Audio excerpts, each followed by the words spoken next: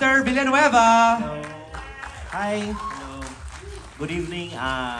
Finally, February na, after January 45, di ba? So, and we're here and palapit na yung playdate namin and we're so thankful na you guys are here to, you know, witness tong MediaCon na to. So, let's go! Let's go! Let's go! And of course, we have Red. Hello! Hi! Yun lang, thank you. Matipid si Red. Okay, mamaya yan magkakwento. Of course, Nico Natividad is with us. Ay, good evening everyone. Friends lang kami ni si Freshman actually. Wala pa pala ano. Usually, Wala pa! Wala, sorry kasi nasanay ako eh. Okay. Mamaya ka sasagot. Gusto mo ng ganyan, ha, Nico, ha? Sige, mamaya ka sasagot. But also joining us via Zoom, ang feeling kong actor of 2024, Pepe Herrera! Na po, hindi ako makapunta dyan pero ito, virtually magkakasama tayo. Parang magtitinda ka ng encyclopedia.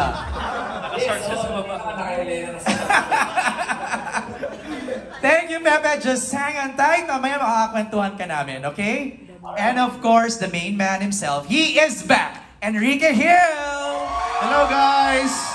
Maraming salamat po for everyone who came here. Thank you guys so much. Thank you for your time. Maraming salamat. Okay, I'm so excited to throw in the questions na, no? Ang dami kong tanong. I've seen the trailer, may mga question mark in my head. But before that, panoorin po muna nanay. But, okay, simulan na natin ang ating Q&A. We have our friends from the press here. Siguro doon sa mga hindi pa nakakaalam what the show or what the movie is all about, maybe our writers and our creative producers can give us an idea or, in a nutshell, what I Am Not Big Bird is all about. Nagsimula po siya nung virgin pa ako. Nasa Thailand po ako noon, tapos may advertising event. So kasama siya yung mga Asian Market. bigwigs ng advertising. That's right. So yung kasama ko na office mate ko, hindi namin alam bakit pag nag-brunch kami doon sa isang hotel cafe, dinudumog kami ng mga Hapon. So hindi naman kami pinapansin ng mga Singaporeans, ng mga whatever, Thailand, Indians. Tapos, so hindi namin alam. So nagtatago na kami dahil kahit saan kami magpunta kasama ng kasama ko, may mga kumukuyog na mga Hapon. As in sumusunod sa inyo? Tapos nagpapapicture sa kanya. Sa kasama mo? Oh, tapos naiirita na siya kasi ito na naman yung mga Japanese contingent. So the next year, syempre bumalik kami sa annual event. Nanalo naman kami. Okay. Bilang ahensya. Finally, pinakita nila yung parang Japanese newspaper sa amin. Nakamukha siya na isang porn actor. Oh! Tapos na naka-headline, hindi ko maintindihan kasi hindi ako marunong magbasa ng Nihongo character. Or something. Nakalagay, he is not Big Bird. He's not something. Okay. Yung Big Bird na coin ko na lang as a name Right. later on. Tapos dahil na-realize ko, dude, na wacky comedy siya, nagpatulong na kami kay Joma Labayin. Ang segoy, Yes po, yun nga po, yung Big Bird was originally a concept from Lilith Reyes. And then yung dinevelop namin siya with our creatives from Anima and Black Sheep. Tapos ginawa namin siyang parang, hindi siya coming of age kasi feeling ko lagpas na kami tibig sa mga coming of age stories. So ano siya, it's more of a self-discovery. Okay. Along with rediscovering na yung friendships na mga nakalimutan mo na, ganyan. So parang, para siyang yung pagtanda at pag-develop ng isang lalaki during that time. Tapos yun, sa mga na-experience niya sa Thailand with his friends. Tapos naisip lang namin, kung bumabiyahe ka sa ibang bansa, tapos napagkamalag kang porn actor. Tama. It's a brilliant premise for a comedy kasi anything can happen. Barkada nagtatravel, bigla na lang may sasampal dun sa kasama nyo, hindi na alam bakit. Tapos malalaman eventually kung bakit. Huwag mo i-spoil. Nasa trailer. Nasa trailer naman yun. Nasa trailer. Pero nga nakakatawa nga yun. Lilith, no? Yung ganong idea na bigla na lang out of the blue, bighasampal sa'yo di ba? Kukay, you wanna say something? Siguro to add, kasi yung film nga na to, based dun sa kwento ni Lilith earlier, tapos ito si kuya ko nga pala siya. Sa mga kagaguhang pwede ba yun? Sa mga naiisip nila. But essentially talaga, Big Bird is a story of Carpio, played by Enrique Hill, na nasira yung confidence niya sa sarili niya because naiwan siya ng girlfriend niya, ganyan. Tapos, parang ang dinadahilan sa kanya is because you're not man enough. Yun ang sinasabi. And so, he goes on a trip and to find kung paano ba mababalik yung confidence niya sa kanya. Tapos nakatulong yun, nung pagdating niya doon, ay, ganito yung tingin sa akin. Ay, there's someone na, man, I can be this. So, yun yung journey nung magiging kwento ng I Am Not Big Bird. Of course, plus all the riot and the comedy and the chaos that will happen there in Bangkok. Chari, nung nakita mo at pinresent tong idea na to, anong naging reaction ng Anima?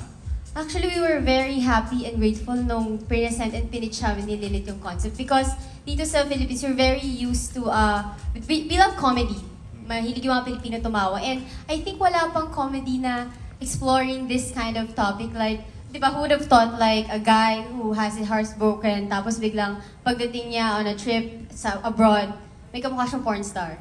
Nobody dared Actually, wala pa nga. Diba? Yeah. To go that route. But in Anima, we always wanna parang push the boundaries of comedy. And at the same time, it's not just comedy. It's about friendship. And it's something that everybody can relate to. And it will always have a heart. Right. Okay, mapunta naman tayo sa'yo, Ken. Nung na-present sa'yo yung script and na-pitch sa'yo yung kwento, was it an immediate yes? Yes. Yes. Immediate yes. Ano-ano rin daw niya sa 14. Always thank you. Thank you. So, walang hesitation? As in, naging interesado ka kaagad?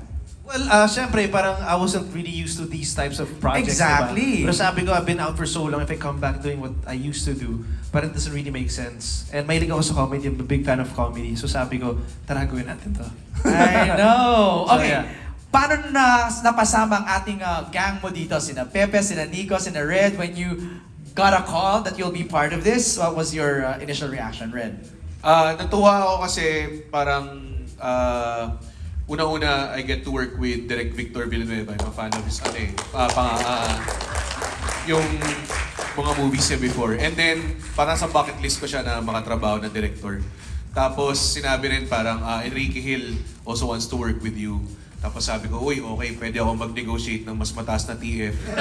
Oh my God. Ayun, tinanggap ko na kaagad. Nico, ikaw naman. Ayun, syempre, minessage ako ng manager ko na may inquiry nga daw. So nakita ko pala yung title na I Am Not Big Bird. Natuwa na agad ako sa title eh. Bakit? Ano yun, syempre parang feeling ko agad na comedy to. Kasi ang pangit naman kung drama, tas yun yung title. Sure ka, comedy ka agad yung Ano, yun yung pumasok sa unang isip pumasok. mo? Parang bagay, Dax ako eh. Dax. Diba? Sexy comedy yun. Sexy Yeah. comedy. Oh, tas nung sinabi na si Enrique, syempre, nagulat ako na comeback niya talaga. Right, Oh, right, tanggap right. din agad, yes. Pepe, ikaw. Pepe, are you still there?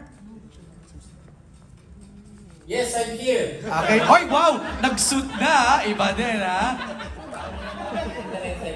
Hindi na. Parang mag-church service ka lang. Pepe! Yes. Alam ko, ang dami mo nang ginagawa ngayon, no? Sunod-sunod na mga films mo. They're all blockbuster films. Congratulations! When you got the call to be part of I Am Not Big Bird, anong naging reaction ni Pepe? Katulad ni Ken, immediate yes ako kagad. Kahit na wala ng TF eh.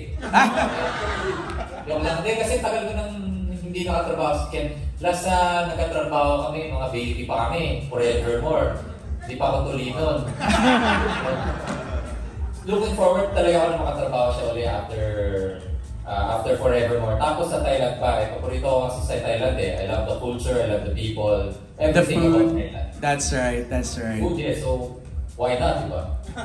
Thanks, Pepe. Direct Victor, ikaw naman, when you parang inaayos mo na lahat, no? Medyo hinuhulma mo na yung i-execute nyo nung i-shoot nyo na siya. Kasi kukulit itong mga to, I'm sure, sumakit ulo mo sa mga to. Well, first, nung inano sa akin yung project, nagulat ako na si Enrique Hill wants to do it. Sabi ko, ha? Na parang napabisay ako na. Okay, so you were Sure siya? first. You were first chosen to do the project. Tapos sumunod si Ken ang gagawa. Okay, okay. Parang matagal na ito na dine-develop, gano'n. Okay. Then parang nung sinabi na si Ken gagawa, parang sure yun siya. Napabisaya ako na parang, kasi Sure yun, oy? Pag sure diya. As in, Like, kasi ang daring niya eh. And then, and itong cast na to, parang, they've been, actors that I want to work with. Si Nico, si Red, si Pepe. Na parang powerful ensemble. Right. And ang worry ko is, shit, baka di sila maka-get along, no? Kasi baka like may power dynamics. May power dynamics. Pero kaya sinasabi ko, mag-bonding kayo, mag-inuman kayo. Kasi dapat mukhang matagal na kayo magkasama, ganun. Pero alam mo, natural na yung chemistry at bond nila, nabuo lang while we were shooting, mga ganun. So, Parang maskwelang version ng Entourage. Yung vibes nila eh. Parang ganun yung feel nila eh. Okay, kanina napakita natin was just the teaser lang pala. Tama ba ako? So now it's the official trailer. Ito na, mapakita na natin. Okay, ito na po ulit yung official